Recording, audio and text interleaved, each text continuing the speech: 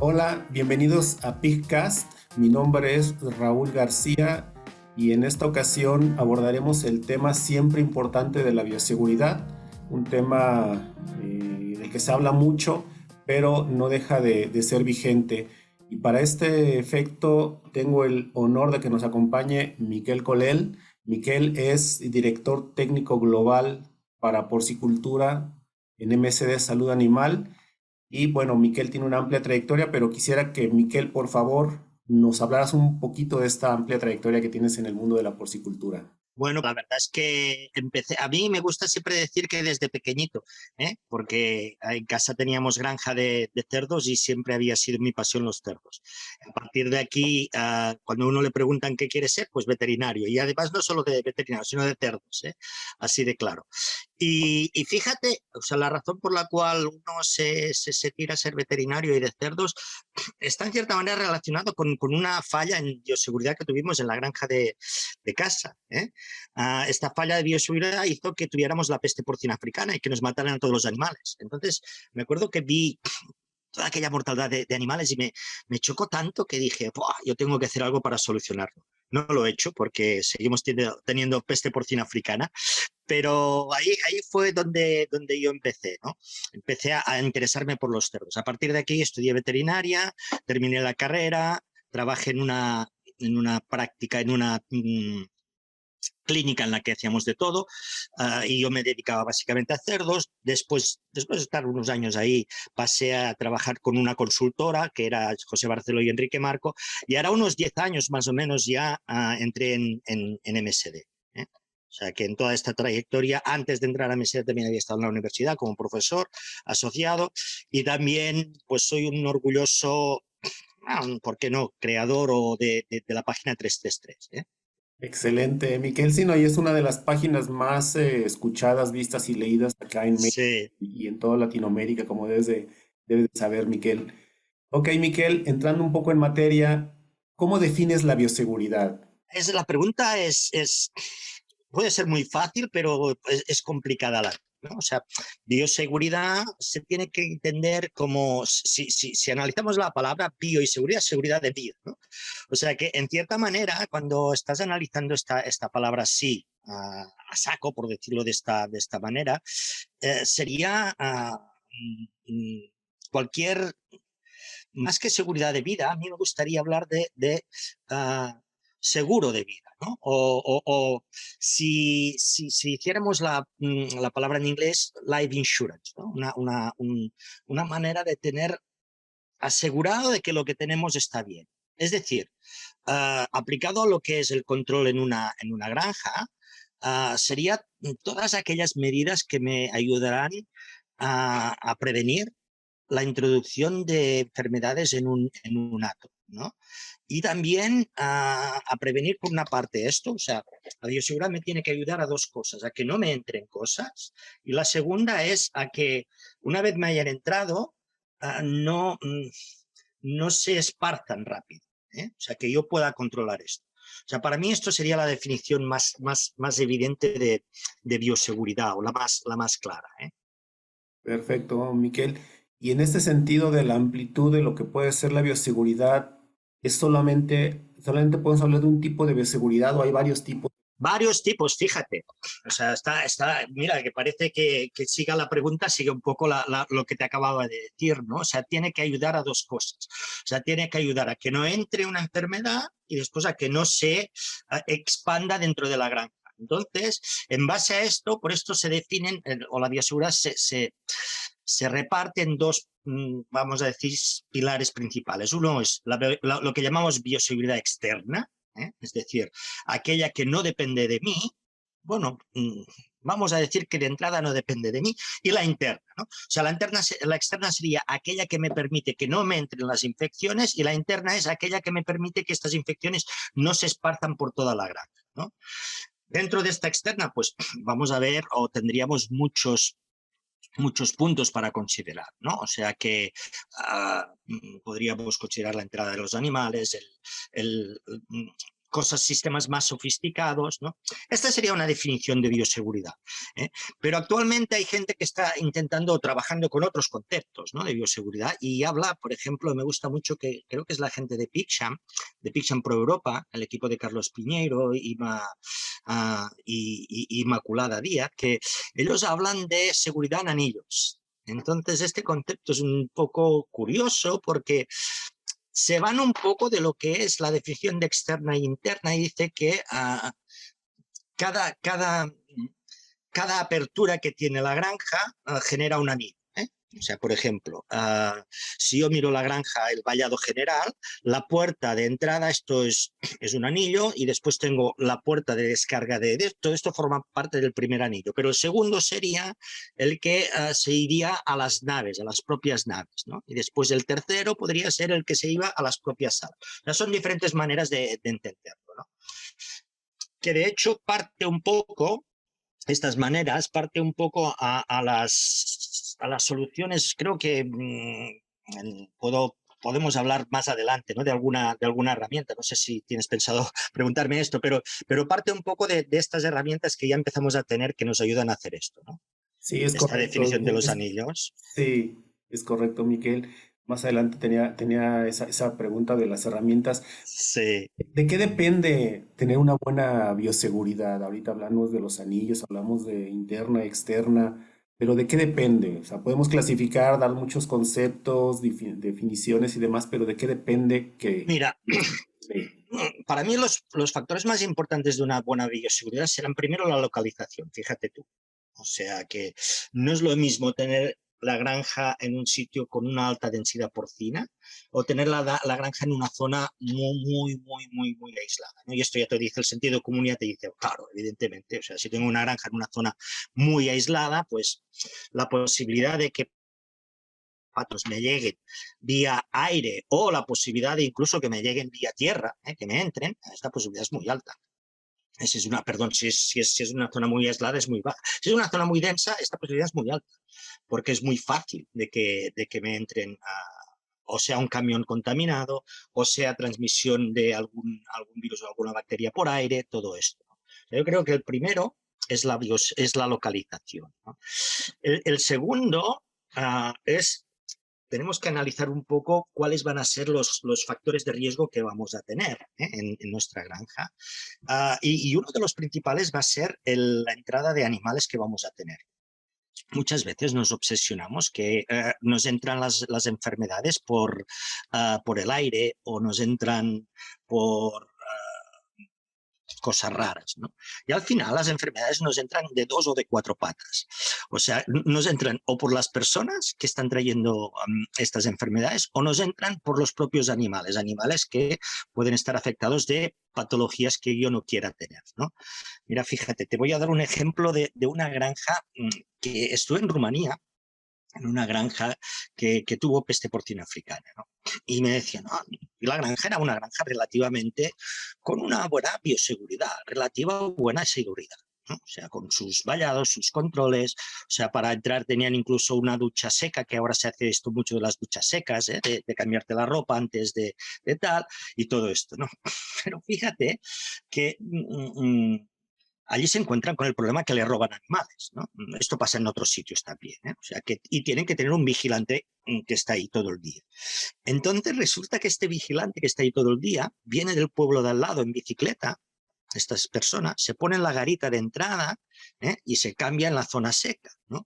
Entonces, esta persona no pasa ninguna norma de bioseguridad, ¿no? En su casa puede tener cerdos que puedan tener la peste porcina africana, y puede entrarla dentro de la granja con una cosa tan sencilla como esta, ¿no? O sea que mmm, es importante estos factores también, los factores de la gente, ¿no? O sea que he dicho que la enfermedad va a entrar con 2 o con 4 patas. Con 2 patas es controlar todo esto, y con 4 patas es controlar todo lo que va a ser estos aislamientos, estas cuarentenas, ¿eh?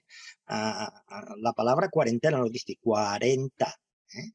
40 se considera el número siempre aceptado, en el cual, pues, una posible patología puede aparecer si no la he visto, ¿no? Entonces, sencillamente la observación, punto número 1, o usar centinelas, animales que son libres de una enfermedad que yo sé que no quiero tener, o bien los propios sangrados nos ayudan a saber cuál es el origen de estos animales que entro, ¿no? Y después adaptarlos a la granja. Y finalmente, para mí, otro factor importante va a ser las condiciones que tenga la propia granja. Es decir, uh, tiene el vallado bien hecho, cómo están los cargadores, cómo están todas estas cosas, ¿no? Puede ser más complejo, pero para mí estos serían los puntos importantes en esta bioseguridad, Raúl.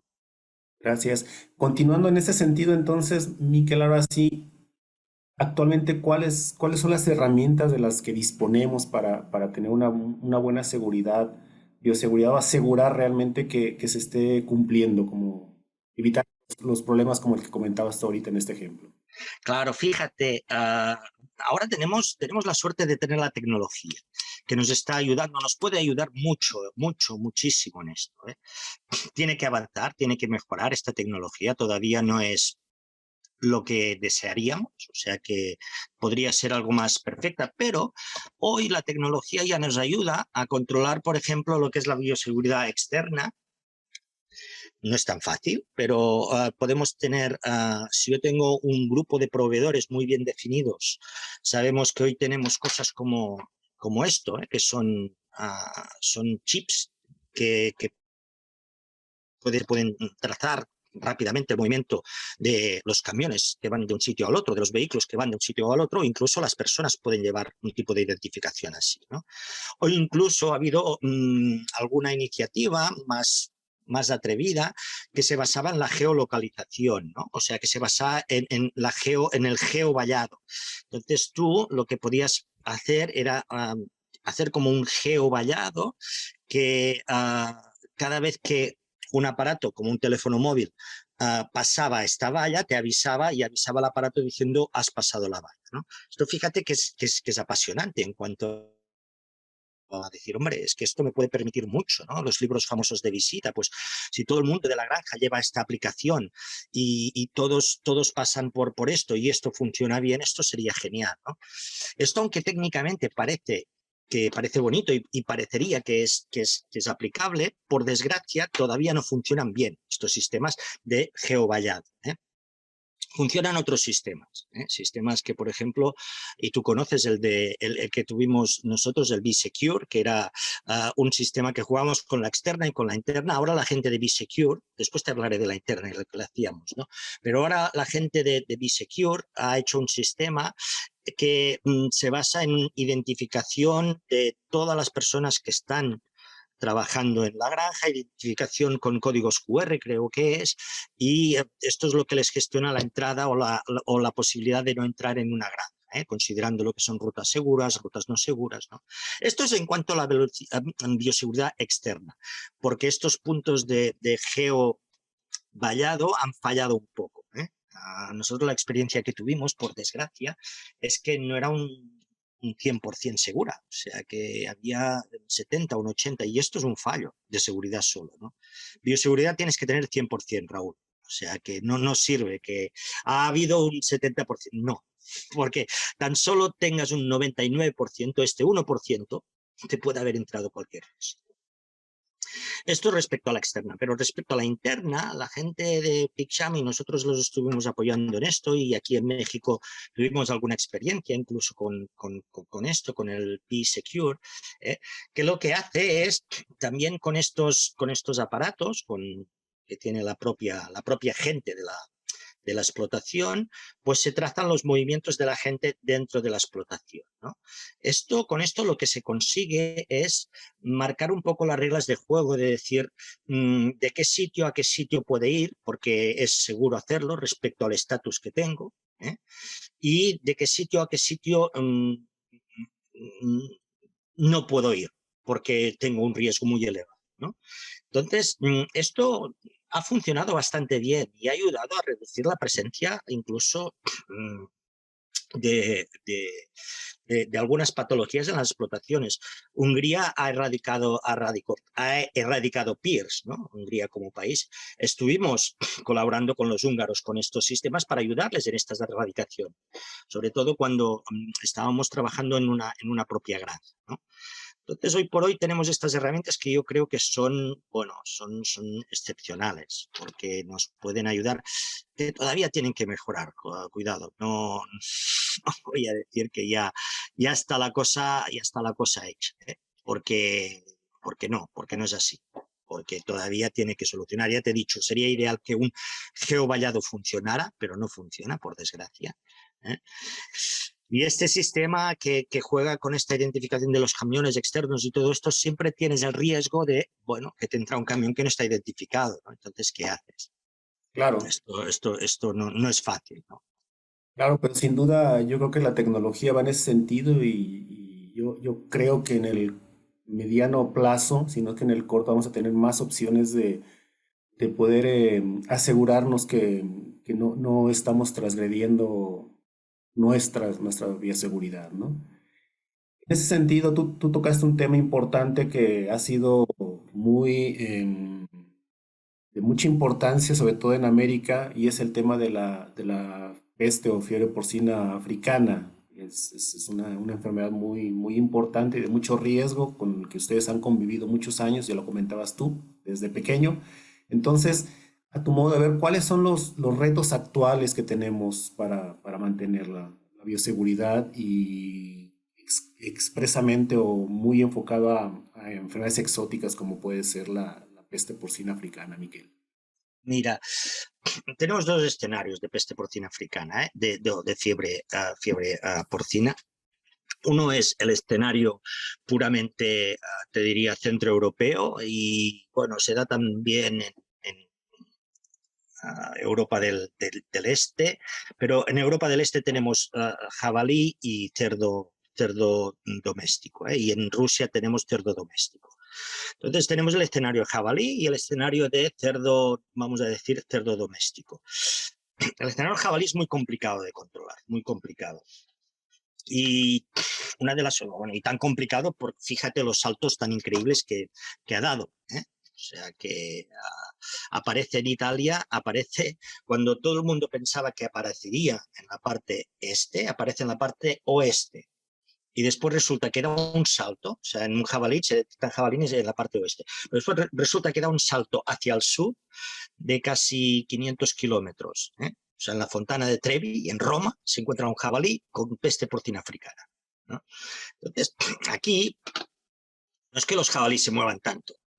Aquí lo que pasa es que tenemos una población muy importante de trabajadores de países del este que viaja a sus países, llega a Europa con sus productos, sus embutidos, y los han hecho caseros y siempre es muy fácil que un jabalí en una papelera encuentre residuo de esto y se lo coma, ¿eh?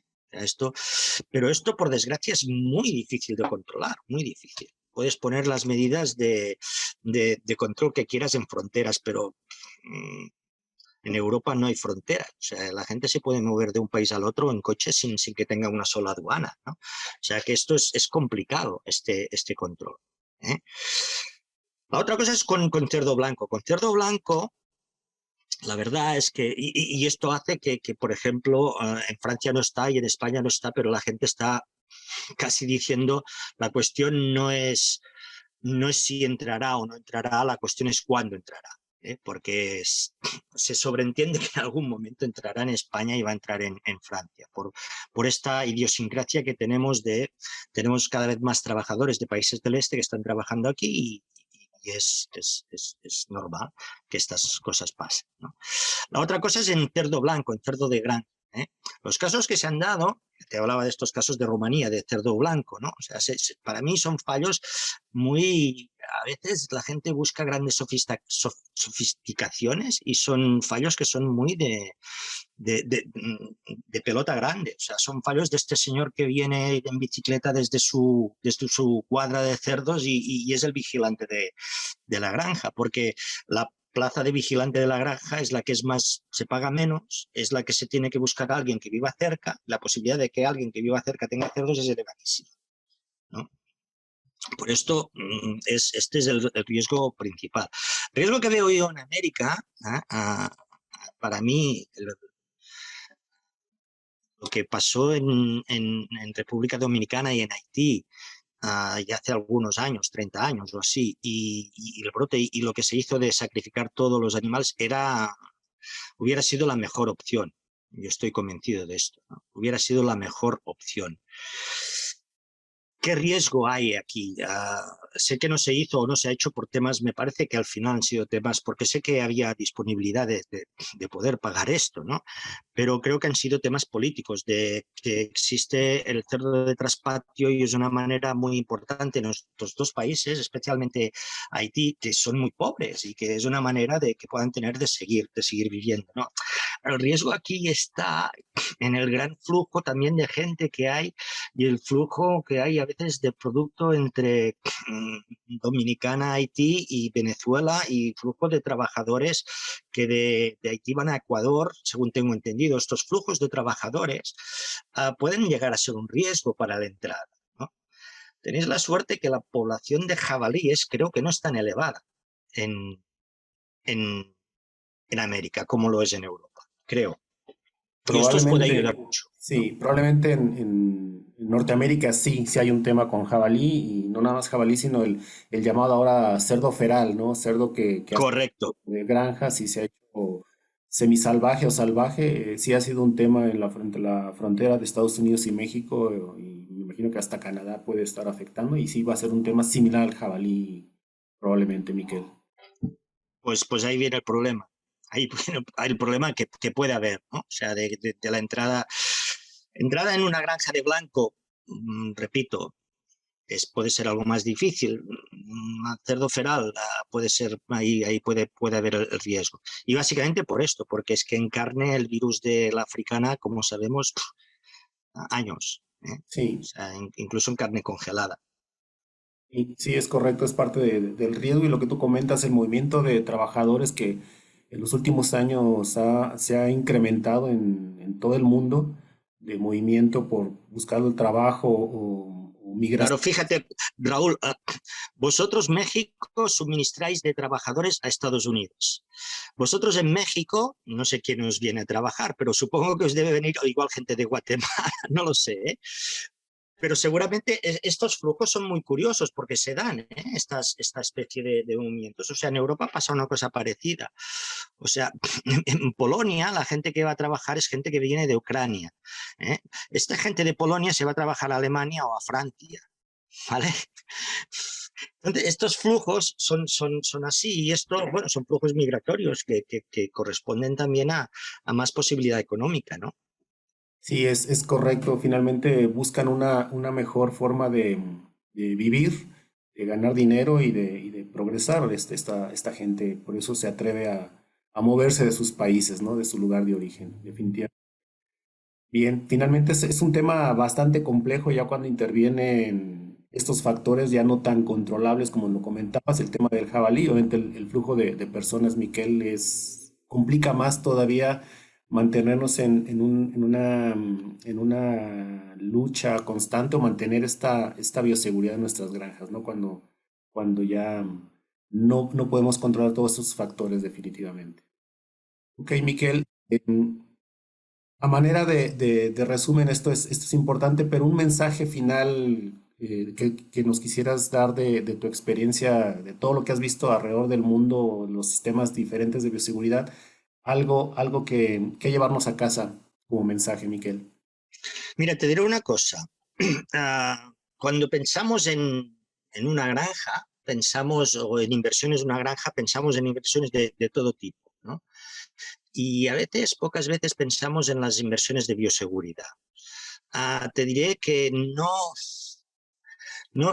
escatimen, no sean rácanos en gastarse dinero en bioseguridad, porque vuelve. O sea, para entender la bioseguridad, para mí es como, ¿qué vale un cinturón de seguridad? ¿No? O sea, tener un buen cinturón de seguridad, pues vale muchísimo, porque nunca lo vas a necesitar, pero un día te va a salvar la vida. Entonces yo les diría esto, o sea, que inviertan en el cinturón de seguridad, porque igual no le ven la función, pero un día les va a salvar la vida. Es correcto, yo creo que ese es un buen mensaje, Miquel, es como cualquier seguro que lo vemos como un gasto, pero cuando lo ocupamos y nos sirve, es realmente cuando decimos, qué bueno que invertí, no que gasté, Correcto, invertí en un seguro, correcto, correcto. normalmente. Muy bien, Miquel, muchísimas gracias por tu No, para tiempo, nada. sé que ya está oscureciendo en España. Ese es doblemente mi agradecimiento, Miquel, como siempre, No, para nada. a tu disposición. Entonces, muchísimas gracias nuevamente, Miquel. Un placer, Raúl, como siempre, de verdad, un placer estar contigo. ¿Eh? Gracias, Miquel, que tengas buena tarde y noche. Muchas gracias. Venga, hasta luego. Hasta luego. Que la Ausonia intracelularis no se lleve tus ganancias. Con Porcilis y Leitis aumenta la productividad de tus cerdos y maximiza tu rentabilidad. Gracias por escuchar un episodio más de Pitcast, el podcast de MSD Salud Animal en México, la ciencia de los animales más sanos.